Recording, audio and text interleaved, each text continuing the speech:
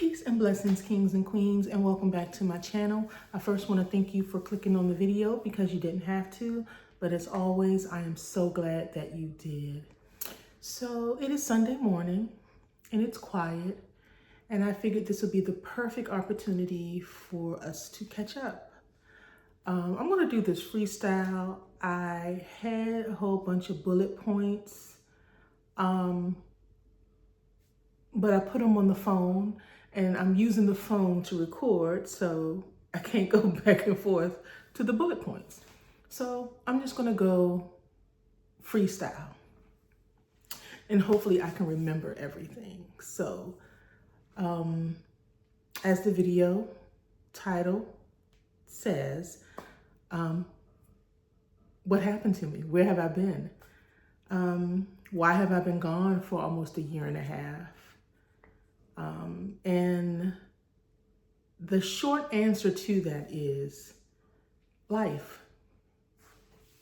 You have all these plans and you want to do all these things, but life has a way of getting in the way of those plans.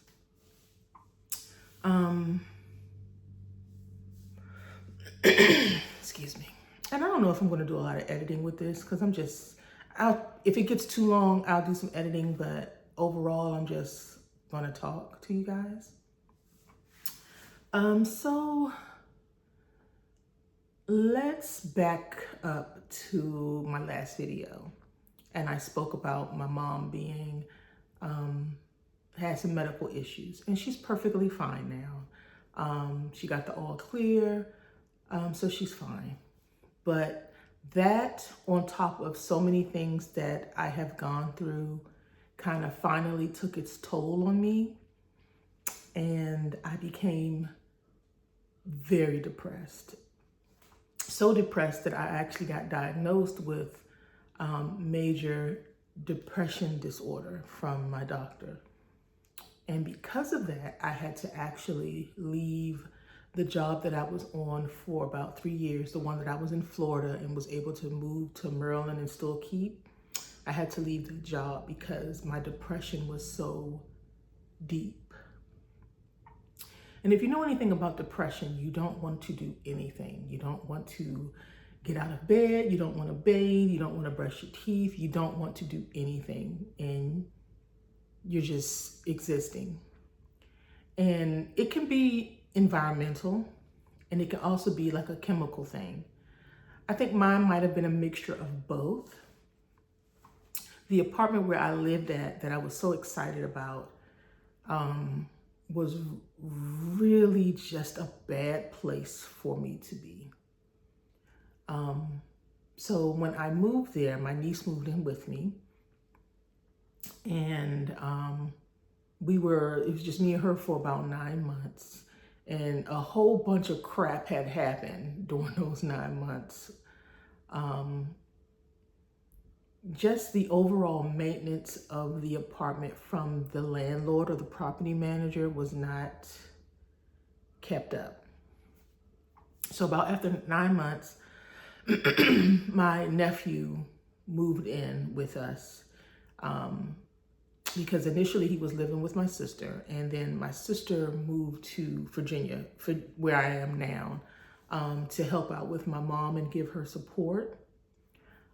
So my nephew moved in with me and my niece, because of course his job, and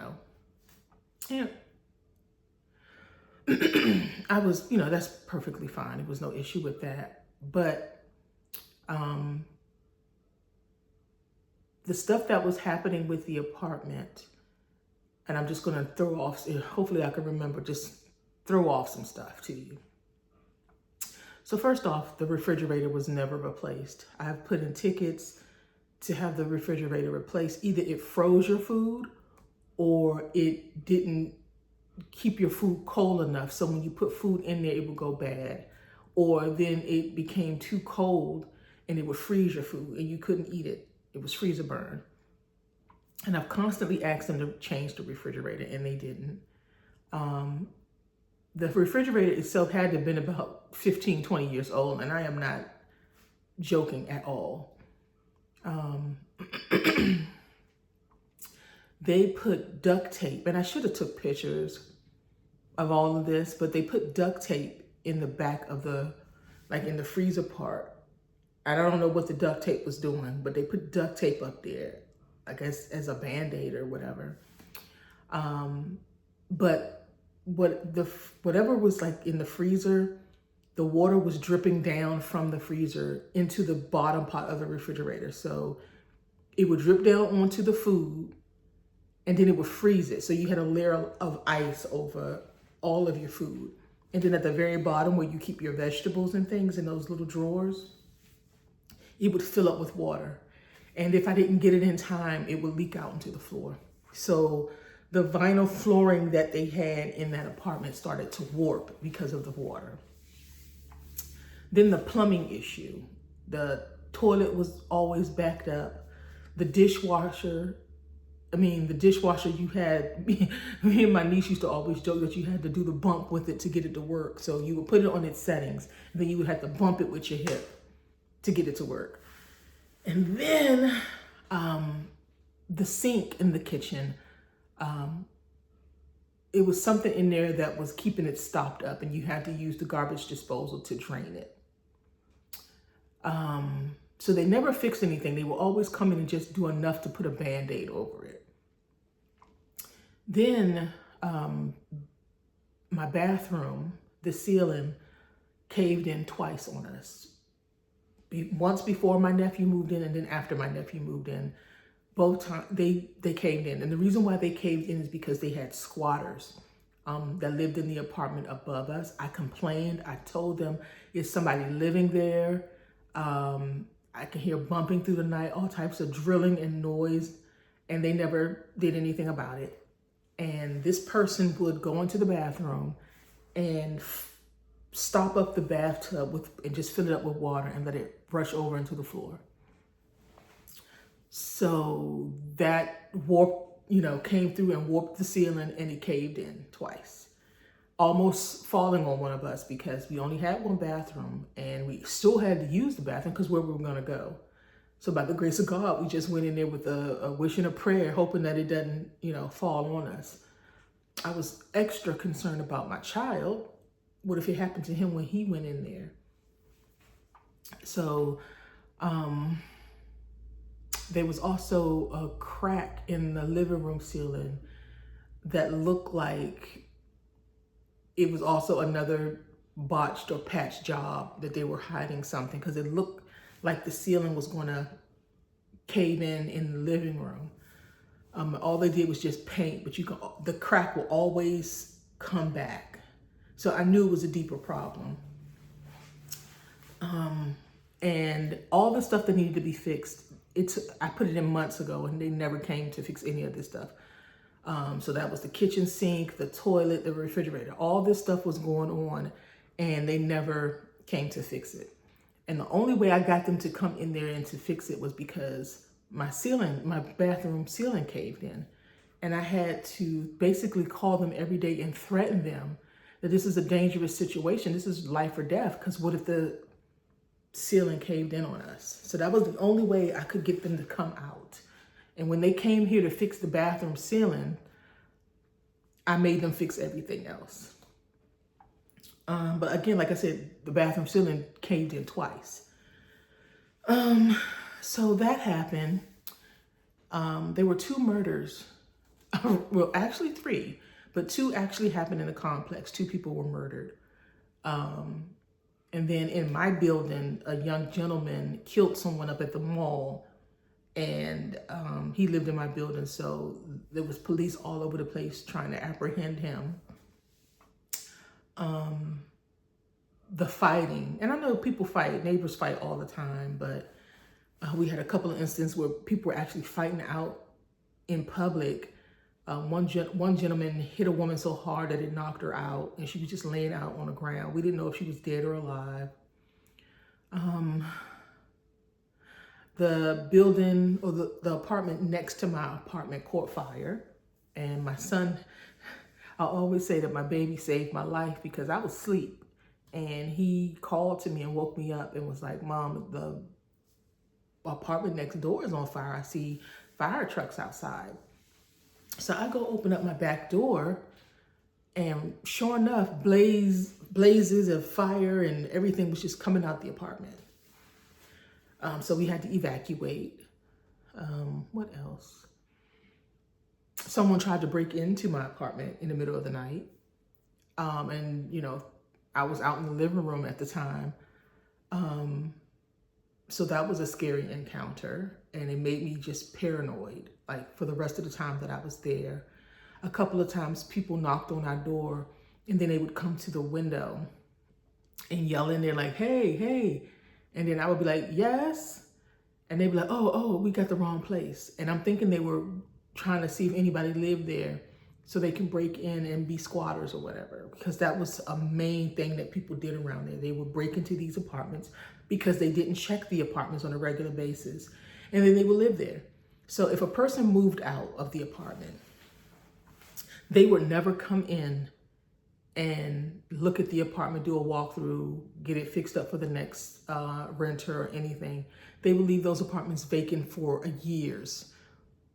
I know me living there, the apartment above me was vacant for the whole time that I've been there. The blinds and the windows were all messed up. They never came in and fixed those. Just the aesthetic of the building looked so ran down. But they would never come in and fix the apartments when somebody moved out. So people could basically just go in there and live rent-free, do whatever damage they wanted, and they would never check. But they were so quick to be on the people who were trying to do right and pay the rent. They always nitpicked and had something to say. So that added to a lot of my stress and my depression. And then like when my nephew moved in, I gave him my bedroom. And when I tell this story, people are like, well, I would have never did that. Well, I'm like, well, then you guys have no compassion or empathy, because the reason why I did it made sense to me. It was logical to me. And if it's my logic may not be your logic, but he got up early. He got up like 3 or 4 o'clock in the morning to go to work. And then he would go to bed or lay down around 7. So if I kept my bedroom and that was his schedule. So at the time, like I had a bedroom, my niece had a bedroom, and then my son was in the living room. He had his bed and everything set up in the living room. So that would have stifled my son. Like with my nephew getting up in the morning and getting ready for work, that could disrupt my son's sleep. And then when he's ready to go to bed or he's tired and he's winding down, my son out in the living room, that's going to be difficult for my nephew. So I made the decision to be like, okay, you can take over my room and I will move out into the living room and be with my son and regulate that. Because I felt that he should have had, he should have his own space to regulate how he sleeps and his work pattern, right? And I knew that this was going to be a temporary thing. So, that didn't bother me. But I just think me being in such confined spaces really started to take a toll on me, because I really couldn't really do anything. I had no privacy. I had no escape. Like when I lived in Florida, or when I first moved up to Maryland and all of us lived in another apartment together before I moved to this last one. I had my own space. So if I needed to get away or just to relax, I'm sorry if you guys see me moving like that. This chair is a little uncomfortable, so I'm trying to adjust. But anywho, I could always just take a couple of minutes, go in my room and relax. But that was taken away from me. And my son is on the spectrum, and that can be a lot within itself. And it's not that I'm trying to escape from him, but sometimes I just need to collect myself so I can be a better mom for him and not always jumpy. Because now I started finding myself constantly being irritated and just angry because I didn't have any privacy or any personal space for myself. I had no escape for myself. I would wake up, I would go to my desk to do work or whatever, and then I would go back to the chair. And that's pretty much where I lived for about a year. And then that on top of my mom, on top of being in the environment with the apartment, everything just started to take its toll on me. I lost me. I lost interest in anything, everything. I didn't want to do anything. And I know my family was worried because they always wanted me to go out and get some fresh air. And sometimes I would venture out to the patio and just sit, but I wouldn't really go anywhere. And honestly, it's because I gained so much weight. I didn't want anyone who knew me to see me. And it can be, you can call that vain or whatever, but it's the truth. So yeah, I was really battling. And I know that, if it wasn't for my son, I don't know what type of action I would have taken. And I know that's hard to say. And I know people who see this, and who know me in my personal life, that might be hard for them to hear, but it's the truth. And like I said, I had to leave the job and go on medical leave because of this depression. This is something that doesn't go away. Depression does not go away. It is no cure for that. But you can do things to bring you out of your episodes faster. You can do things to try to get your body and your mind and your spirit back in balance. And I have been doing those things. And I think this move to here is going to really, really help me. Now, the reason why I moved here, a couple of reasons. I don't have the typical regular job where you can get your pay stubs and all that other stuff. And the job that I do have where I can get pay stubs doesn't really make enough for me to get an apartment. Now, I'm a hustler, so I have my hands in a lot of things to get money, right? But that's really hard to document and to produce that enough for you to be able to get an apartment, especially in the city. So moving here, it was just a little easier for me to get an apartment. So the reason why I moved here is because my sister's circumstances changed and she had to move back up to Maryland. And kind of unsaid rule amongst all of us, because I do have a brother as well, the unspoken rule is somebody has to be here around my mother. She's up in age and she needs one of her children to be here for her. So that's why I came here. I came here for my mom and also for a fresh start for myself. So that's why I am here. And I think it is a good decision. I was really nervous about this move because I don't drive. I don't have my license. And I'm okay with that. I'm okay with not having my license. If you guys follow me in some other videos, I've mentioned that I was in 2 really bad car accidents, and I think that traumatized me. And I never did any therapy for that to get over that fear of driving.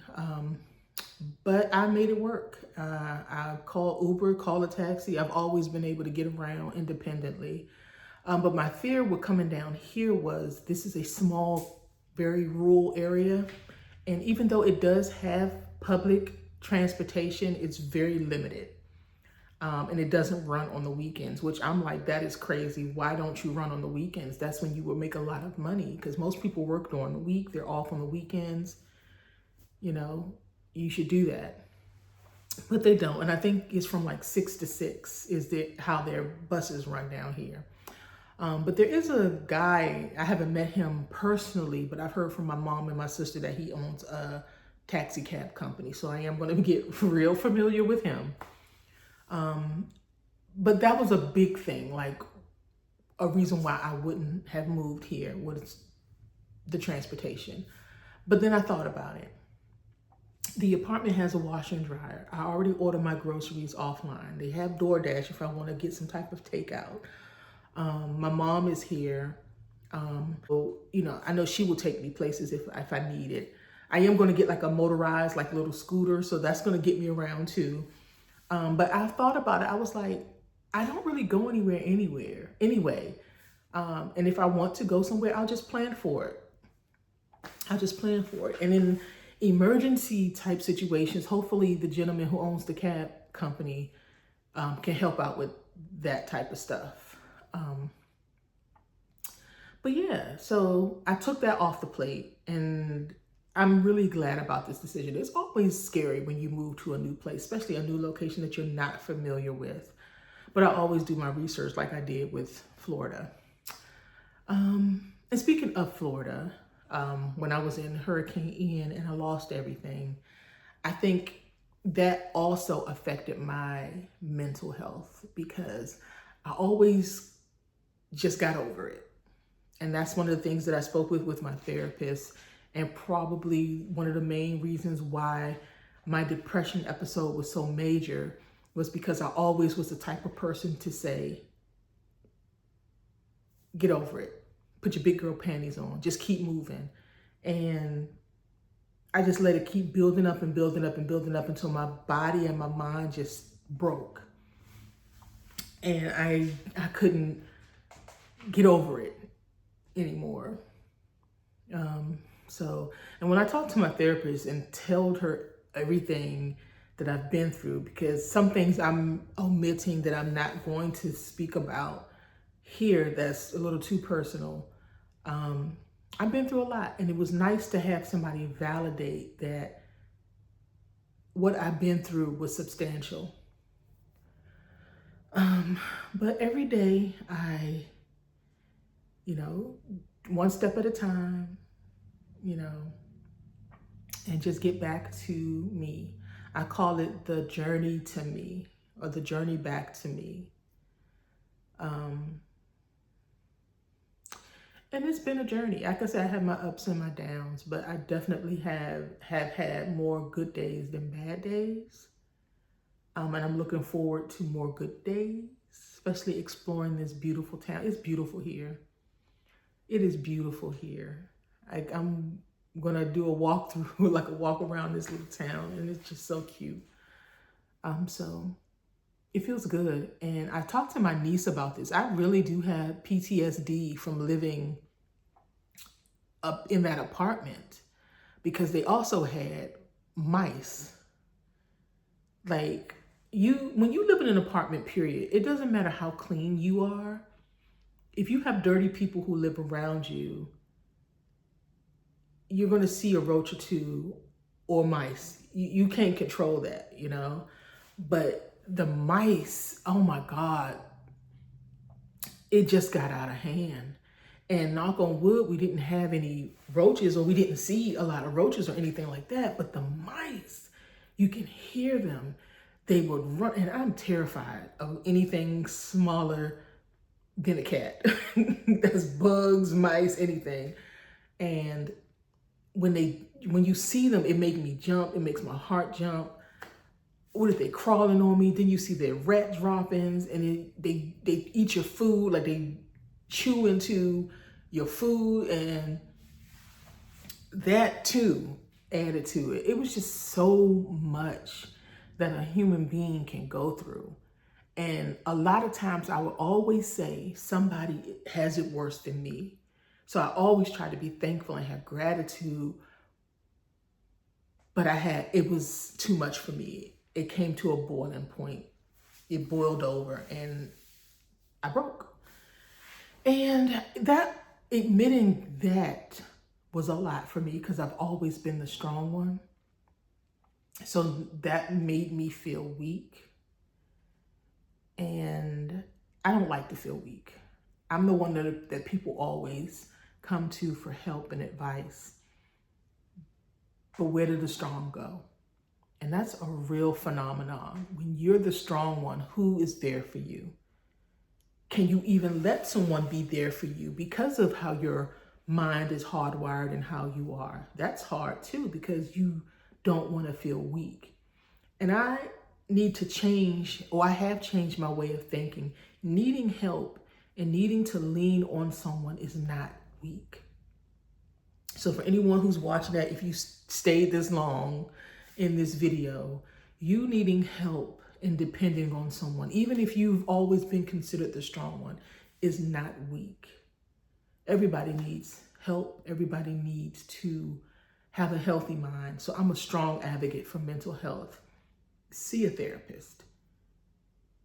See someone who is not your family, who is objective, who can listen to you and give you key pointers to help you cope and to get through whatever you're going through. Sometimes family just don't get it. You know, a lot of times they say, well, you need to pray. Prayer helps. And yes, it does. But the therapy takes up that maybe 10% where you just need some validity, some validation for what you're going through. You know, and God made therapists. So, you know, he can fill in where he's not able to, or where you feel you just need some solid interaction, you know. Because I pray, believe me, I pray, and I'm always thankful. But get the therapy. If I can't say nothing else, get the therapy.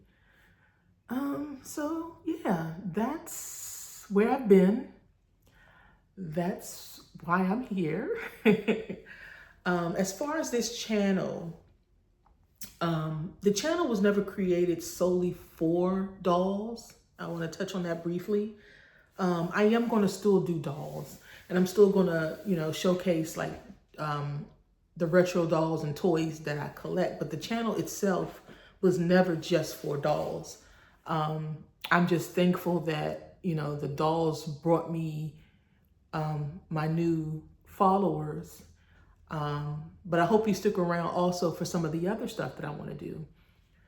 I have about maybe 60 dolls, 60, 70 dolls. But most of them are really just for display. I have about 10 dolls that I role play with that I really consider my babies. And those dolls will continue to be featured on this channel with me doing role playing and interacting with them. The other dolls are either I'm going to sell them, give them away, or I'm just going to keep them strictly on display. Because I never wanted to collect a whole bunch of dolls. That was never my goal. But the channel itself is just to kind of just share my world a little bit, offer advice, just be authentically me, you know. And I don't know what's going to come from this channel or anything like that, but it can be a digital diary to someone in the future. Maybe they'll find enjoyment in it, find some comfort, laughs. Yeah, so that's it. That's what I've been up to. And like I said, I did this from the top of my head, and I'm sure I'm going to look back over those notes and be like, damn, I didn't touch on this. Damn, I didn't touch on that. But I was just speaking from the heart. You know, nothing exciting. I didn't go to space. I wasn't traveling around the world. I was just trying to get back to me. And it's a journey. And I'm still getting back to me. So, okay. Until next time, guys, be blessed. Have a wonderful day. Enjoy this Sunday. I think I'm going to get out and go for a walk. And I'll see you when I see you.